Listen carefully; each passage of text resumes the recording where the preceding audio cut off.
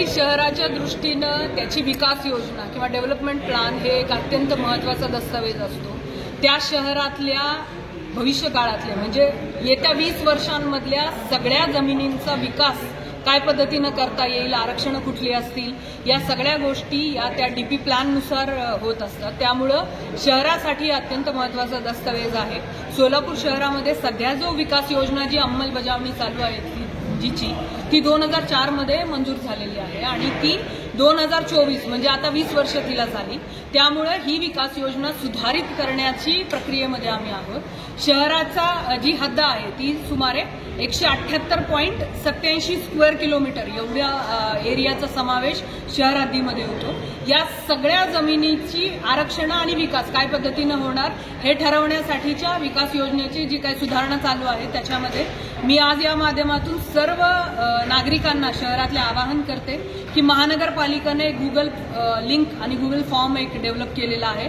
अत्यंत सोपा 20 प्रश्न त्याच्यामध्ये आहेत आणि त्या लिंकवरती आपण क्लिक केल्यानंतर तुम्हाला त्या गुगल फॉर्म ओपन होईल आणि त्याच्यामध्ये मल्टिपल चॉईसचे किंवा बहुपर्यायी प्रश्न आहेत।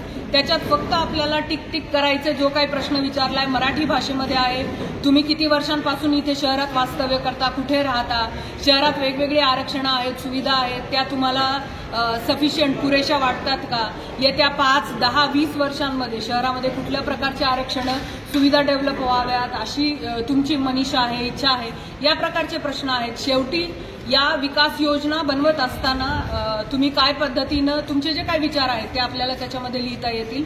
या गुगल फॉर्मची लिंक जी आहे तर ती सोलापूर महानगरपालिकेच्या ऑफिशियल वेबसाईटवरती आम्ही दिलेली आहे। QR कोड पण आहे, त्याच्यावरती आपण स्कॅन केलं की तुम्हाला गुगल फॉर्म ओपन होतो। काही नागरिकांना जर त्याच्यामध्ये अडचण वाटत असेल तर तुम्ही त्याची फॉर्मची प्रिंट काढून भरून माझ्याकडे नगर रचना कार्यालयामध्ये सबमिट करा।